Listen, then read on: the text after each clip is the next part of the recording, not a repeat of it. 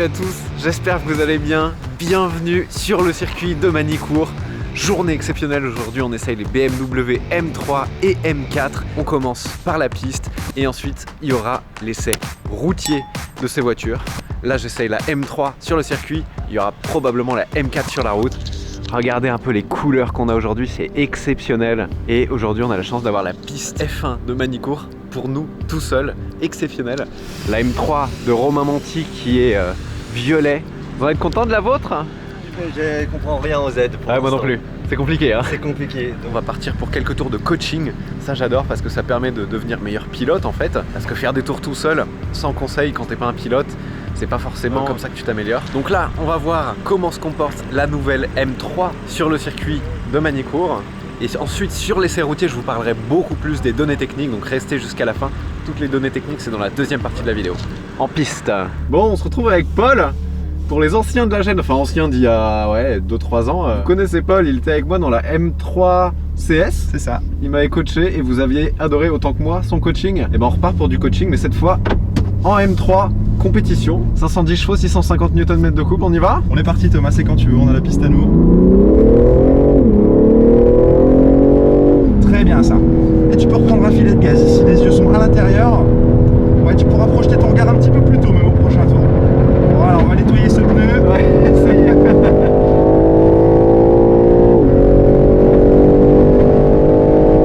Ok, ça a l'air d'être déjà un petit peu mieux là. Bien droite. Et frein fort maintenant. Ok, on pourra se permettre de freiner un peu plus tard avec ton attaque de frein, c'est une super attaque, donc ça c'est très bien. Et on n'hésite pas, voilà, ici, la même chose, tu pourrais être encore un petit peu plus vif sur ton volant dans le long. Ok. Reste sur la gauche, attends, maintenant. Super, soulage un petit peu, garde de la vitesse et bien sur le vibreur là. Voilà, tu peux le sauter encore un peu plus ce vibreur là. Alors on prend pas le boudin orange, hein, mais tu peux aller chercher la limite de ce boudin orange.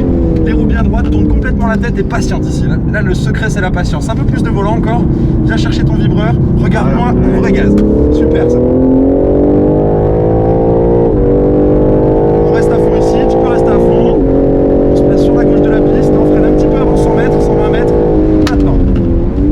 Pour remettre du poids derrière. Pareil, vibreur ici, vibreur complètement là, voilà, on peut mettre les 4 roues dessus. Ok. Roue droite et frein fort. Excellent, soulage un peu, sois vif sur le volant. Voilà, et maintenant tu peux les braquer. C'est mieux. J'ai lâché le frein un peu. Exactement, j'allais te le dire, là tu te corriges tout seul. Ouais, c'est tendu. On garde un filet de gaz ici pour asseoir le train arrière. Roue droite, frein fort. C'est un tout petit peu tard, ça on va rater la corde. Ah ouais, c'est un peu tard là. Ouais, t'as bien fait de garder les roues droites. Là tu sens que la descente nous emmène, on est toujours en frein sport. Frein, soulage ton frein et là tu peux garder de la vitesse, un filet de gaz, excellent ça. Et essaye de rester constant sur le gaz, parfait ça. Roue droite, frein fort, soulage, un peu plus à droite tes yeux, voilà, super ça. Excellent, tu gardes ce volant, ce filet de gaz, on se rapproche de l'intérieur et on l'envoie. C'est bien ça. Tu me diras au niveau de la consistance au frein comment on est là. Allez maintenant, on a encore de l'attaque, si t'as fait l'aller dur on est bien. Le vibreur et gaz tout de suite.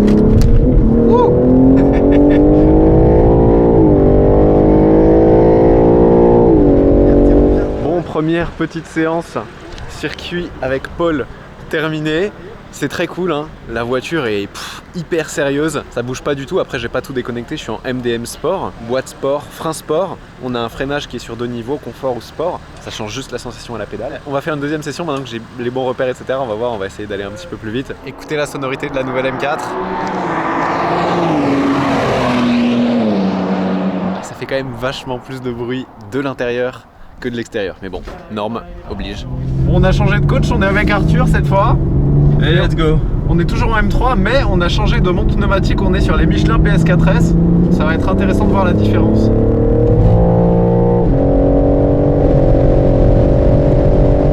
Et frein fort.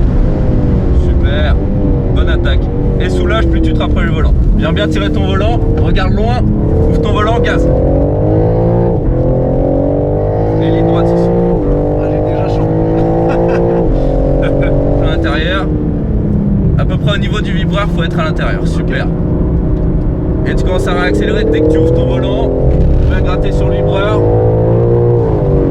L'arrière qui part un peu en MDM, c'est assez joueur, mais ça nous pardonne.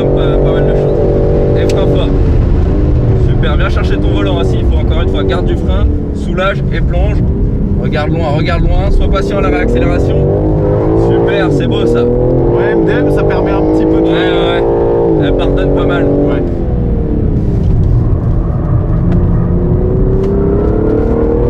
Génial. Et plonge.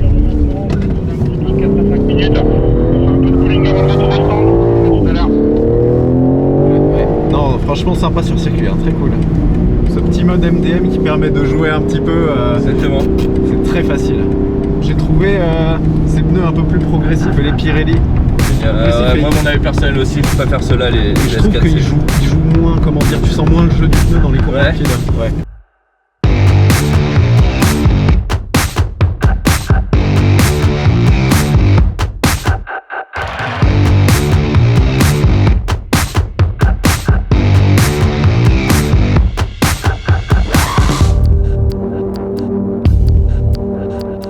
Ça y est, nous voici sur la route avec cette M4 G8 dans son Rosso Corsa. Croyez-le ou non, c'est le vrai nom de la couleur, Rosso Corsa, hein, c'est un nom de chez Ferrari tout simplement. M3 M4, surtout M3, c'est une saga qui a commencé il y a 35 ans, en 1986, avec la M3 E30 qui avait un 4 cylindres. Après, il y a eu la E36, 600 lignes, E46, 600 lignes. Ensuite, il y a eu la E90 avec son V8 atmosphérique. Et plus récemment, la F80 avec son 600 lignes biturbo. Des F80, il s'en est vendu 111 000 dans le monde. C'est énorme. Donc, on est sur un produit hyper important pour BMW et pour M, le département Motorsport. Donc là, on est sur la 6e génération de M4. Alors, ça a changé de nom entre-temps, mais la 6e génération de M3 aussi, tu m'as compris. Et elle a grossi, hein, cette nouvelle voiture. 4,79 m de long, 12 cm de plus que la précédente M4, 1,89 m de large, donc plus 2 cm. Et elle a pris du poids aussi. On a environ 130 kg en plus aussi sur cette nouvelle génération de M4. Mais le rapport poids-puissance s'est aussi amélioré. Ah, quelle heure est-il ? La voiture fait 1725 kg, on a 510 chevaux, 650 Nm de couple. Tout ça, ça nous permet de faire un 0 à 100 en 3 secondes 9, 250 km/h de pointe, 290 km/h si tu prends l'option pack M Experience, je crois. Donc ça relève la bride et en même temps, ça t'invite sur un stage de pilotage au circuit de Manicourt avec les voitures de BMW. Donc ça, c'est cool. Regardez cette ligne, l'arrière est incroyable. Classique à BMW avec des lignes très horizontales. Pour la première fois, on a des sorties d'échappement qui font 10 cm de diamètre. C'est énorme. L'arrière, moi je le trouve fabuleux. Il est musclé, il est massif, il est vraiment très bien dessiné. Les quadruples sorties d'échappement s'intègrent dans ce diffuseur en carbone, qui est une option, hein. Ça c'est le pack carbone. C'est une option à 4 750 €. Ça inclut le diffuseur, ici le petit aileron sur le coffre, les rétroviseurs, et à l'avant, ces petites parties ici. Et contrairement à la M5 dont je vous ai fait la vidéo, elle s'affiche ici, le carbone extérieur, c'est pas de l'aftermarket que tu achètes chez M Performance après avoir acheté ta voiture. Tu peux le faire dès la configuration chez ton concessionnaire, je trouve ça c'est mieux. On a des belles jantes, ici en Diamond Cut, elles sont aussi disponibles tout en noir. 20 pouces à l'arrière, 19 pouces à l'avant. C'est une monte asymétrique, mais donc la ligne, bon, l'avant fait toujours autant débat que sur la série 4, mais je le trouve quand même plus joli sur la M4 que sur la série 4. Sur la série 4, je trouvais ça un peu vulgaire. Là, ce côté est soulagé par l'agressivité de l'engin en fait. Par rapport à une série 4, elle ne partage aucun panneau de carrosserie, si ce n'est le pare-brise. C'est la seule pièce en commun. Donc là, on a une grille avec des lamelles en noir brillant horizontales, 2 gros naseaux verticaux cette fois-ci, et des ouvertures aérodynamiques un petit peu partout. Ici, derrière, il y a un petit truc. Ici, ces petites grilles qui sont devant les roues avant, elles peuvent s'enlever et permettre un meilleur refroidissement des freins sur le circuit.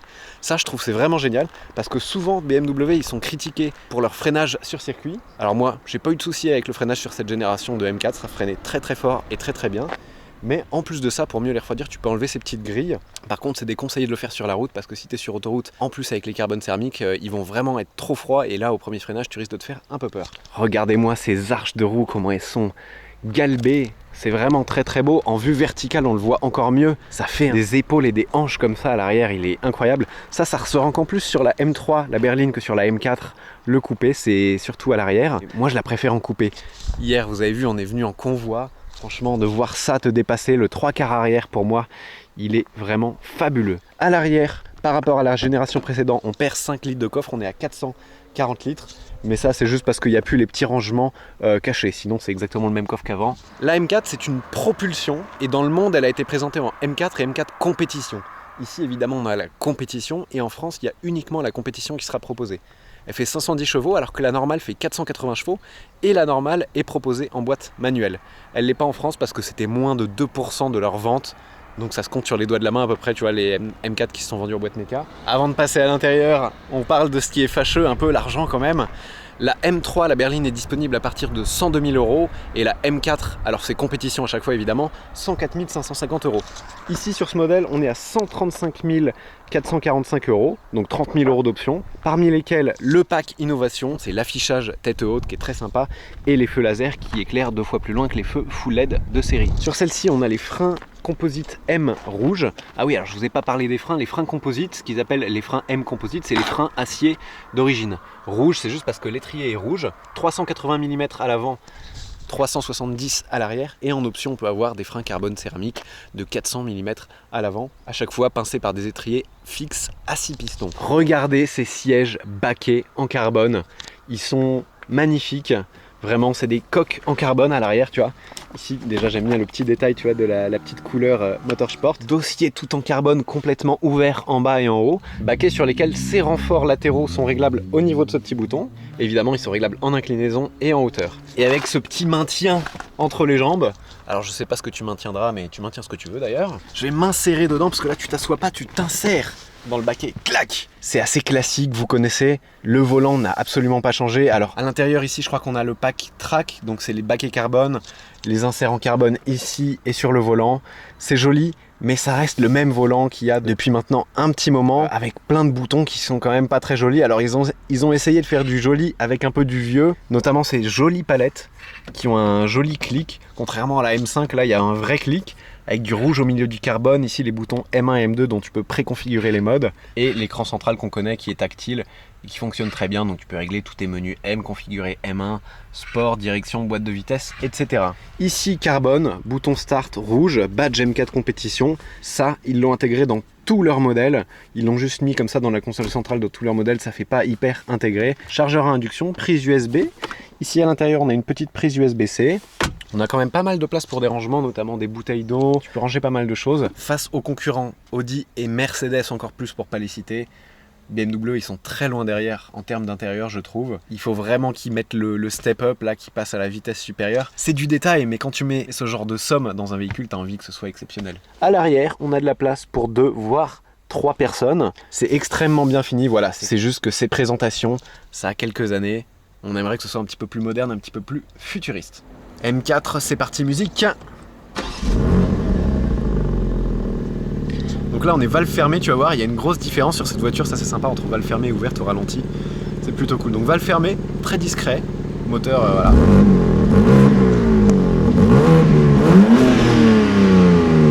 Valve fermée, franchement, ça fait pas une sonorité de ouf. On ouvre. T'as entendu la petite valve? Et là on a un plus gros bruit avec des petits retours. Alors ça pétarade pas, ça glougloute pas de ouf, mais bon, avec les normes actuelles c'est quand même sympa ce qu'ils ont réussi à faire.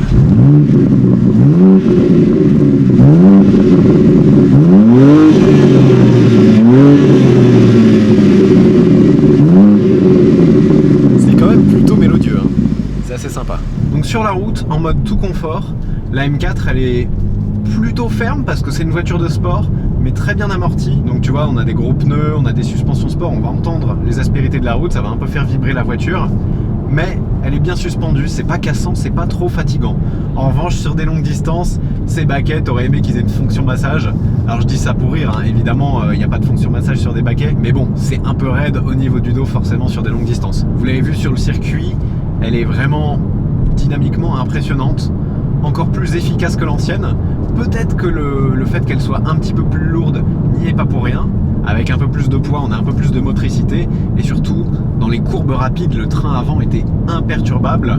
Et en réaccélération en mode MDM, la glisse était très progressive, surtout avec les pneus Michelin. Ce qui n'était pas le cas de la précédente. La précédente, ça pouvait partir vraiment beaucoup plus brusquement. Là, c'est devenu une auto plus progressive, plus efficace. Sur route, elle est très facile à prendre en main. Le gabarit n'est pas intimidant. Question sonorité, c'est assez marrant parce que bon, maintenant on a un FAP qui rend asthmatique les échappements, mais pas le moteur parce que de l'intérieur, vous l'avez entendu sur circuit, et c'est vrai aussi sur route, de l'intérieur ça gueule. Ça gueule vraiment en mode sport, là je suis en mode normal. Hop, je mets mon mode sport, ça ouvre les clapets.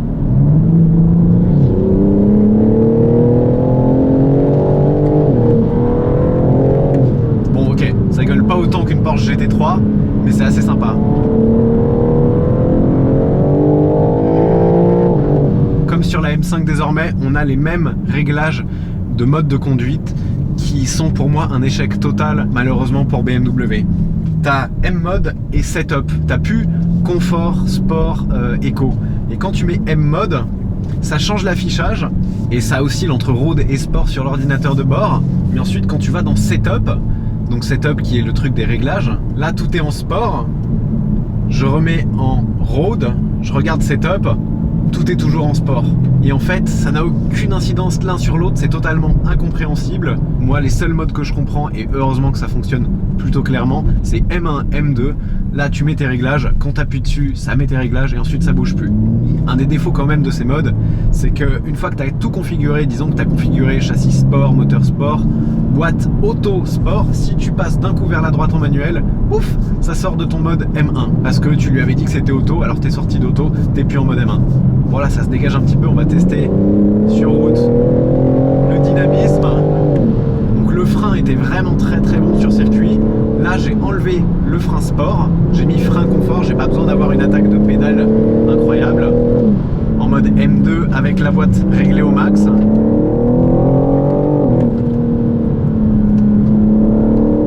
Et pareil, si là tu vois je suis en M2 avec tout le SP off, si je veux remettre un coup de SP en MDM, et ben il me sort de mon mode M2 et je sais plus comment sont réglés les suspensions, le moteur, alors que je voulais juste changer le SP, mais en fait il m'a tout viré.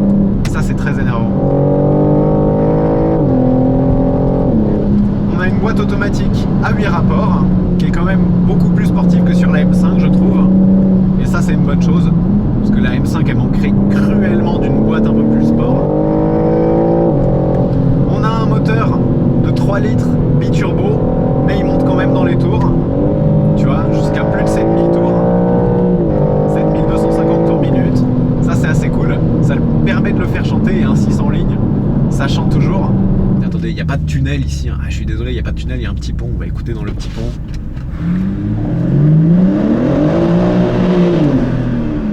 Ah si, ça fait un joli bruit quand même de l'extérieur, hein. Ils ont réussi leur pari sur ce coup-là, Motorsport, parce que il fait un très beau bruit de l'intérieur. Peut-être un peu fake, il vient peut-être un peu des enceintes, mais franchement quand tu conduis, c'est très sympa.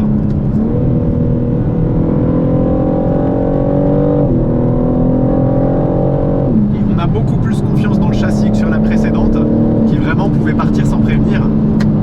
Celle-ci, elle est plus rivée au sol et plus progressive dans la manière dont elle va décrocher quand tu la conduis à la limite. C'est pas censé être le cas sur route, mais t'es quand même plus à l'aise, sachant que ça va pas décrocher d'un coup.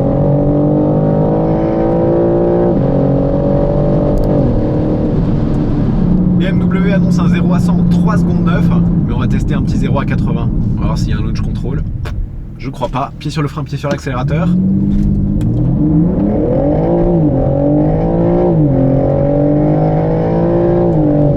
Non, il n'y a pas de launch control, ça c'est dommage.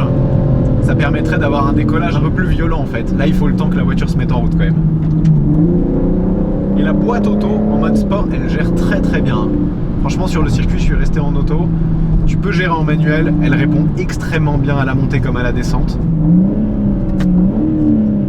Juste en tant que le moteur a un peu d'inertie, ça monte pas dans les tours aussi rapidement qu'un V8 Atmo Ferrari. L'ancienne, elle était peut-être un peu plus agile, un peu plus légère, on sentait ce côté un peu plus touchy aussi du châssis. Là on est sur quelque chose qui est plus campé sur ses positions et plus sérieux. BMW a poussé le curseur vraiment encore plus loin pour les amateurs de piste.